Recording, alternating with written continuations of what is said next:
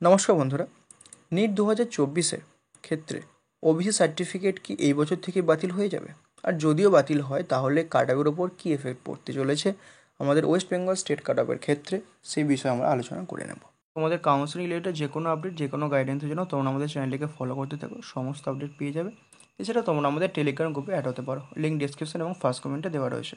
তোমাদের যদি কারোর কাউন্সিলিং গাইডেন্সের প্রয়োজন হয়, কাউন্সিলিং শুরু থেকে একদম লাস্ট রাউন্ড পর্যন্ত, তোমরা আমাদের পার্সোনালাইজড পেড কাউন্সিলিং অ্যাভেল করতে পারো। এই যে নাম্বারটা দেওয়া রয়েছে, তোমরা এই নাম্বারে হোয়াটসঅ্যাপে মেসেজ করতে পারো, আমরা সেখান থেকে তোমাদের সঙ্গে কন্ট্যাক্ট করে নেব। কাউন্সিলিং শুরু থেকে একদম লাস্ট রাউন্ড পর্যন্ত তোমরা সমস্ত গাইডেন্স পেয়ে যাবে। চলো ভিডিওটা শুরু করা যাক। প্রথমে আসি সার্টিফিকেট বাতিলের প্রসঙ্গটায়। দেখো, যখন কলকাতা হাইকোর্টের রায়টা আসে, তো তখন পরিষ্কার বলা ছিল যে যদি কোনো চাকরির পরীক্ষা ইন প্রসেস থাকে, হয় ধরো পরীক্ষা হয়ে গেছে, তাদের ইন্টারভিউ বা বাকি রিমেনিং স্টেপগুলো বাকি আছে, তো সেক্ষেত্রে কিন্তু কোনো রকম কোনো ক্যান্সেল হবে না। বা ধরো কেউ সার্টিফিকেট ইউজ করে কোনো জায়গায় অ্যাডমিশান নিয়েছে বা কেউ কোনো জব করছে, সেক্ষেত্রে কিন্তু কিছু হবে না। আমাদের নিটের কিন্তু তখন পরীক্ষা হয়ে গিয়েছিল, তাহলে আমরা ধরতে পারি কিন্তু নিটটাও কিন্তু সেই ক্যাটাগরিতেই পড়ছে। তাছাড়া দেখো, নিটের কাউন্সিলিং প্রসেসের ক্ষেত্রে ডব্লিউবিএমসিসি বা এমসিসি যে কন্ডাক্টিং বডি, তাদেরকে কিন্তু অবশ্যই একটা নোটিশ দিতে হবে এই বিষয়টাকে ক্লিয়ার করার জন্য। এমসিসির ক্ষেত্রে এবং ডব্লিউবিএমসির ক্ষেত্রে দুটো ক্ষেত্রেই কিন্তু নোটিশটা দেওয়া জরুরি।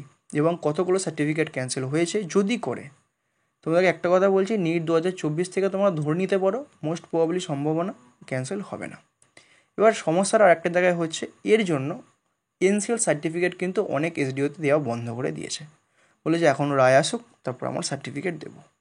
কিন্তু তোমরা চেষ্টা করো যতটা সম্ভব, যাদের সার্টিফিকেট আছে তারা চেষ্টা করো যাতে এনসিএলটা করে নেওয়ার, ঠিক আছে? এবারে আসি, যদি ক্যান্সেল হয়, সেটা কিন্তু ধরে নিতে পারো চান্স প্রায় নেই বললেই চলে।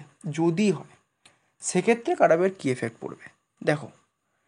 ইউআর ক্যাটাগরির ক্ষেত্রে এবং ওবিসি এ ক্যাটাগরির ক্ষেত্রে ক্যান্ডিডেটদের পারফরমেন্স কিন্তু দুটো ক্ষেত্রেই বেশ ভালো থাকে। ইউআর ক্যাটাগরির ক্ষেত্রে স্টেটের সিট হচ্ছে ধরে রাখো 1330টার কাছাকাছি। ইউআর ক্যাটাগরির ক্ষেত্রে স্টেট র্যাঙ্কের ক্লোজিং গিয়ে থাকে 2050 থেকে 2080-র কাছাকাছি। এতটা এক্সটেন্ড কেন হয়? মাঝে অনেক ক্যান্ডিডেট ওবিসি এ ক্যাটাগরি থেকে বিলং করে থাকে এবং তাদের পারফরমেন্স খুব ভালো থাকে। সেই সমস্ত ক্যান্ডিডেটগুলো ওবিসি এ ক্যাটাগরির সিট ইউজ করে যখন অ্যাডমিশান নেয়, তখন কিন্তু ইউআর ক্যাটাগরির র্যাঙ্কটা কিন্তু এখানে শিফট হয়। এবার যদি ওবিসি এ ক্যাটাগরির ক্যান্ডিডেটগুলোকে ধরো, ওই রেঞ্জে কিন্তু ওপর দিকটার অনেকগুলো ক্যান্ডিডেট কিন্তু সার্টিফিকেট বাতিল করা হলো, তারা কিন্তু ওবিসি এ ক্যাটাগরির সিট ইউজ করতে পারছে না, তাহলে তারা কিন্তু as a UR candidate admission নেবে। সেক্ষেত্রে কিন্তু ইউআরের কাট অফের উপর কিন্তু একটা এফেক্ট পড়বে। নিশ্চয়ই তোমাদের ব্যাপারটা বোঝাতে পারলাম। এর ফলে কিন্তু ওবিসি এ ক্যাটাগরির কাট অফ কিন্তু নিচের দিকে নামতে থাকবে, যাদের যাদের সার্টিফিকেট বাতিল হয়নি তারা কিন্তু সুবিধা পাবে। এবার আরেকটা কথা তোমরা আমাদেরকে বলেছো যে যাদের ওবিসি সার্টিফিকেট বাতিল হচ্ছে তাদের মধ্যে কিন্তু অনেকে ইডব্লিউএস করানোর চেষ্টা করছে।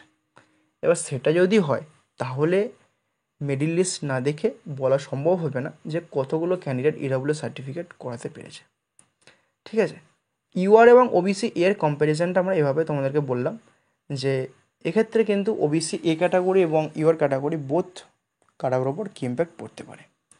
আর যাই হোক, এটা পুরোপুরি একটা কল্পনাভিত্তিক ব্যাপার, কারণ সার্টিফিকেটই ধরা বাতিল হলো না।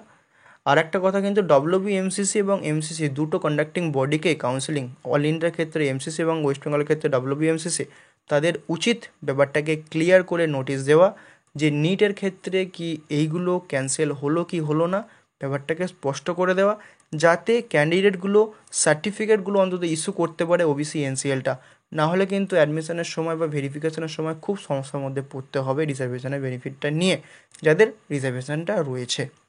তাই ডব্লিউবিএমসিসি এবং এমসিসির কিন্তু এটা উচিত খুব শীঘ্রই নোটিশগুলোকে পাবলিশ করে দেওয়া যে ব্যাপারটা কি, যদি ক্যান্সেল না হয় তাহলে পরিষ্কার বলে দিক যে ক্যান্সেল হচ্ছে না, তাহলে কিন্তু এনসিএলগুলো কিন্তু অন্তপক্ষে এসডি অফিস থেকে কিন্তু দিতে পারবে, নাহলে কিন্তু ক্যান্ডিডেটগুলো সমস্যার মধ্যে পড়ছে। যাই হোক, তোমাদের এই নিয়ে কোনো মতামত থাকলে আমাদের কমেন্টে জিজ্ঞাসা করতে পারো, আর তোমাদের কোন টপিকে ভিডিও দিলে সুবিধা হয় তোমরা কিন্তু সেটা আমাদেরকে জানাতে পারো। দেখা হচ্ছে পরের ভিডিওতে। সকলে সুস্থ ভালো দেখো। চলো ভিডিওটা এখানে শেষ করলাম।